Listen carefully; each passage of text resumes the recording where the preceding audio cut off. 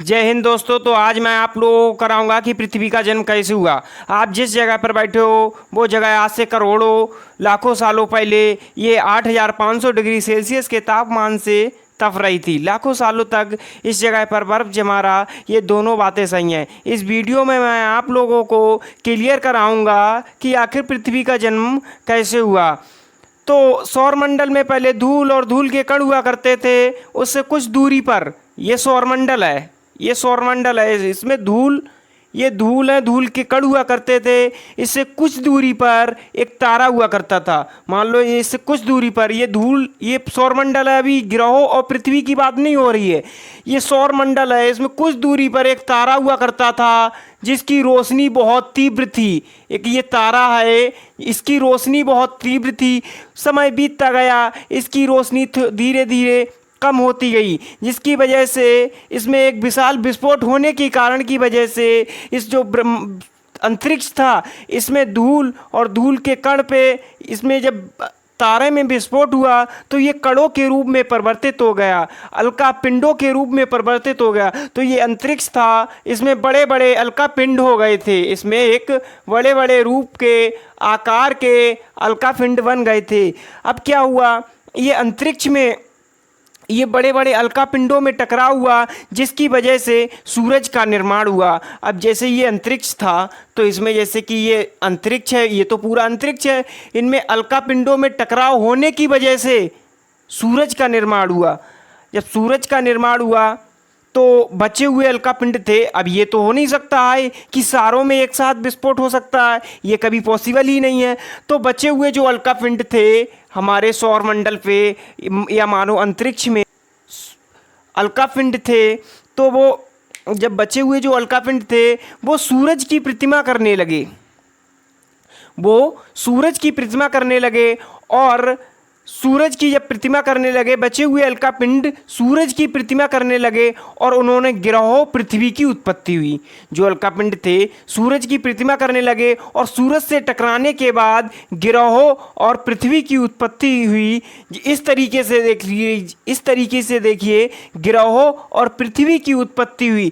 मंगल ग्रह, शुक्र ग्रह और बुध ग्रह, थिया नामक ग्रह, ये ग्रह थे जो अलका पिंड सूरज की प्रतिमा करने के तहत, विस्फोट होने के तहत ग्रहों की उत्पत्ति हो गई, जिसकी वजह से हमारी पृथ्वी पर एक थिया नामक ग्रह था। एक ये थिया नामक ग्रह है, ये थिया नामक ग्रह पृथ्वी की प्रतिमा करने लगा, जिसकी वजह से ये पृथ्वी से टकराया और रिंगों के रूप में परिवर्तित हो गया। जब ये रिंगों के रूप में परिवर्तित हो गया तो हमारी पृथ्वी पर चांद का निर्माण हुआ। ये हमारी पृथ्वी है, हमारी पृथ्वी पर एक चांद का निर्माण हुआ, हमारी पृथ्वी पर चांद का निर्माण हुआ, हमारी ये पृथ्वी पर चांद का निर्माण हुआ और ये रिंगों के रूप में परिवर्तित हो गया और ये सौरमंडल में बिखर गया। और पहले हमारी पृथ्वी पर एक ही समुद्र हुआ करता था जो 1900 डिग्री सेल्सियस के तापमान से पिघल रहा था। उस समय पिघल रही थी वो सारी चीज़ें, गया समय बीतता गया, उसके बाद पृथ्वी थोड़ी ठंडी होने लगी, पृथ्वी थोड़ी ठंडी होने लगी और तापमान थोड़ा स्थिर होने लगा, तापमान थोड़ा स्थिर होने लगा। पृथ्वी पर ग्रेविटी पृथ्वी के बीच केंद्र पर जाकर इकट्ठा हो गई और कुछ हल्के पदार्थ थे तो पृथ्वी की भारी सतह पर आ गए। जो ग्रेविटी थी तो वो हमारी पृथ्वी के इस केंद्र पर आ गई, ग्रेविटी थी पृथ्वी के बीच वाले केंद्र पर इकट्ठा हो गई और जो कुछ हल्के पदार्थ थे वो इधर आ गए। कुछ हल्के पदार्थ इस तरीके से ऊपरी सतह पर आ गए, हमारी पृथ्वी के कुछ हल्के पदार्थ ऊपरी सतह पर फिर पृथ्वी पर लाखों सालों के बाद अलका पिंडों की बरसात होने लगी। हमारी पृथ्वी पर अलका पिंडों की बरसात होने लगी। अब ये तो आप लोगों ने जान लिया कि हमारी पृथ्वी पर अलका पिंडों की बरसात हो रही थी। जो अलका पिंडों में जमा हुआ क्या था, आखिर जो अलका पिंड गिरते थे हमारी पृथ्वी पर, मान लो ये हमारी पृथ्वी पर जब अलका पिंड गिरते थे तो उसमें जमा हुआ क्या था, उसमें जमा हुआ मिनरल्स, नमक, पानी इत्यादि चीज़ें की बरसात होती रही। जब जो हमारी पृथ्वी पर गिरते रहे तो बरसात के फॉर्म में मिनरल्स पानी के फॉर्म में इकट्ठे होते गए और जब ये अलका पिंड के गिरने की वजह से हमारी पृथ्वी पूरी पानी से भर गई थी, हमारी पृथ्वी पर पानी पानी था, उसके सिवा और कुछ नहीं था। तो हमारी पृथ्वी से ज्वालामुखियों का निर्माण हुआ, हमारी पृथ्वी से ज्वालामुखी निकलने लगी और पहली बार ज्वालामुखियों से सूक्ष्म जीवों का ही निर्माण हुआ। पहली बार पृथ्वी से जो ज्वालामुखी निकली तो उनसे सूक्ष्म जीवों का भी निर्माण हुआ। फिर लाखों सालों के बाद एक समय ऐसा आया कि हमारी पृथ्वी पूरी पानी से ढक चुकी थी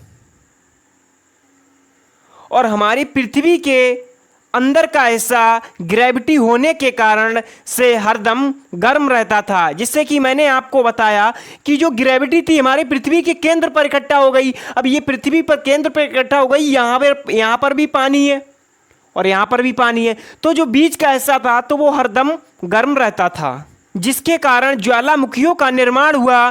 कुछ समय के बाद कुछ ऐसा ही हुआ, पानी से ढकी हुई पानी से ढकी हुई पृथ्वी पर हजारों की तादाद में ज्वालामुखी निकलना शुरू हो गईं, जिससे पानी के ऊपर जमीन का निर्माण हो रहा था। फिर भी पृथ्वी का वातावरण न होने की वजह से और पृथ्वी का वातावरण न होने के कारणवश उल्कापिंडों की बरसात होती रही। आज से लगभग पृथ्वी पर 300 करोड़ साल पहले कुछ ऐसा ही हुआ कि पृथ्वी का तापमान और पृथ्वी की ठंडक कुछ स्थिर हो, फिर ज्वालामुखी निकलना धीरे हो गए और पृथ्वी का एक दिन 12 से 13 घंटे का होने लगा और साल बीतते गए। पृथ्वी पर धीरे धीरे सूक्ष्म जीवों का निर्माण होने लगा। जो सूक्ष्म जीव ऑक्सीजन को बाहर निकालते थे और हमारी पृथ्वी पर ज्वालामुखी निकलना कम हो चुकी थी उस समय, जिसकी वजह से हमारी पृथ्वी पर सूक्ष्म जीव ज़्यादातर अधिकतर संख्या में फैल गए। हजारों सालों के बाद एक वक्त ऐसा जब पृथ्वी की जो जमीन थी आज के मांस के जैसे लाल होने लगी, जिसकी वजह से पृथ्वी की ऊपरी वाली सतह में इसको बोलते हैं टेक्टोनिक प्लेट, जिसकी टेक्टोनिक प्लेट में दरार आने लगी। ये टेक्टोनिक प्लेट थी, इसमें दरार आने लगी, ऐसे करके इसमें दरार आने लगी। हमारी जो पृथ्वी थी उसकी टेक्टोनिक प्लेट में दरार आने लगी, जिसके कारण पृथ्वी के अंदर का लावा जमीन की तरह कई लाखों सालों तक ये उबलता रहा। इस जो पृथ्वी थी, हम पृथ्वी के अंदर का जो लावा जमीन कई लाखों सालों तक ये उबलती रही। क्यों उबलती रही? क्योंकि इसकी टेक्टोनिक प्लेट में दरार आने की वजह से इसके अंदर का जो लावा था वो कई लाखों सालों तक ये पिघलता उबलता रहा और यही वो कारण था। पृथ्वी पर कार्बन डाइऑक्साइड की मात्रा बढ़ गई, जिससे कि हमारी जो पृथ्वी थी उस पर एसिड की वर्षा होने लगी। अब कार्बन डाइऑक्साइड की मात्रा क्यों बढ़ने लगी? क्योंकि हमारी जो पृथ्वी की ये टेक्टोनिक प्लेट थी, इसमें दरार आने की वजह से ये लावा गर्म हुआ, जिस वजह से हमारी पृथ्वी पर कार्बन डाइऑक्साइड की मात्रा बढ़ गई और एसिड की वर्षा शुरू हो गई। और एसिड की वजह से हमारी पृथ्वी का तापमान घटने लगा और इतना घटने लगा कि हमारी पृथ्वी पर बर्फ जमने लगा। हमारी जो पृथ्वी थी उस पर बर्फ जमने लगा। हमारी पृथ्वी पर भयंकर आइस आया, जिससे कि हमारी जो पृथ्वी थी वो पूरी सफ़ेदी हो गई थी। सफ़ेदी का मतलब ये नहीं है पूरी बर्फ़ से सफ़ेद रंग से पूरी ढक चुकी। जब पूरी पृथ्वी हमारी जो थी जब पूरी पृथ्वी जो थी ये बर्फ़ से ढक चुकी थी, तब फिर से हमारी पृथ्वी पर ज्वालामुखी निकलना शुरू हो गए। क्योंकि ज्वालामुखी का तो ही काम ही है, जब हमारी पृथ्वी पूरी अगर पृथ्वी पे पूरी पे जल होगा, पूरे पृथ्वी पर अगर जल होगा, जो अंदर की जो ग्रेविटी है, जो गर्म सतह है, वो गर्म के कारण हमारी पृथ्वी से वो अंदर से जब गर्माहट निकलती है तो हमारी पृथ्वी पर ज्वालामुखी निकलती हैं। ये तो जाहिर सी बात है कि जब अगर पूरी पृथ्वी पर पानी होगा तो पृथ्वी पर अवश्य ही ज्वालामुखी निकलेंगी। वैसे वैसे हमारी पृथ्वी पर कार्बन डाइऑक्साइड की वजह से और एक वक्त ऐसा आया कि जो हमारे पृथ्वी पर जो पेड़ पौधे हुआ करते थे आज से करोड़ों सालों पहले, उनकी लंबाई 80 से 100 सेंटीमीटर, 80 से 100 सेंटीमीटर फिट थी। आज के दौर में देख 80 से 100 सेंटीमीटर फिट थी। एक वक्त ऐसा आया कि हमारी ज़मीन पर जो पेड़ हुआ करते थे वो 80 से 100 सेंटीमीटर फिट के हुआ करते थे। आज के दौर में देखा जाए 5 मंजिला बिल्डिंग के बराबर आज तो कोई पेड़ नहीं रुक पाता है। आज से करोड़ों सालों पहले 5 मंजिला बिल्डिंग के बराबर पेड़ हुआ करते थे हमारी पृथ्वी। वक्त के साथ साथ समय बीतता गया। अब हमारी पृथ्वी पर 21 से 23 घंटे का दिन होने लगा और धीरे धीरे हमारी पृथ्वी पर डायनासोर की प्रजाति उगने लगी और उसका धीरे धीरे सर्कुलेशन होने लगा डायनासोर प्रजाति का। कुछ समय के बाद हमारी पृथ्वी पर डायनासोर की प्रजाति अधिक मात्रा में फैल गई और ये विशाल, बहुत शक्तिशाली ये डायनासोर हुआ करते थे। ये बहुत लंबे और शक्तिशाली डायनासोर हुआ करते थे। ये पूरी पृथ्वी पर इन्हीं का चक्र हुआ करता था, नीचे से लेके ऊपर तक ये डायनासोर ही डायनासोर। उस समय करोड़ों सालों पहले डायनासोर ही डायनासोर दिखते थे हमारी पृथ्वी पर। और हमारी पृथ्वी पर तो उल्कापिंडों की अथाह बरसात हो ही रही थी। तो कुछ समय के बाद फिर से एक उल्कापिंड की बरसात हुई। हमारे पृथ्वी पर एक भयंकर उल्कापिंड की बरसात हुई जिसकी वजह से पेड़ पौधे और सभी नष्ट हो चुके थे और ये डायनासोर थे भूख की वजह से मर गए।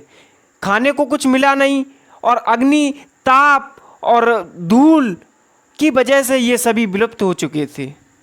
और फिर से पृथ्वी पर एसिड की वर्षा होने लगी जिससे कि फिर से पृथ्वी हमारी अब बर्फ से ढक गई। अब ये कितनी बार हो चुका है हमारी पृथ्वी पर? ये तो हो ही चुका है। लाखों करोड़ों सालों तक हमारी पृथ्वी पर यही चला है। ये पृथ्वी पर बड़ी मुश्किल से इस पृथ्वी का जन्म हुआ है। और इस बार जो हमारी पृथ्वी पर एसिड की वर्षा हुई जिसकी वजह से हमारी पृथ्वी पर जो बर्फ थी, इस बार हमारी जो पृथ्वी पर जैसे जो बर्फ थी ये लाखों सालों तक नहीं जमी रही।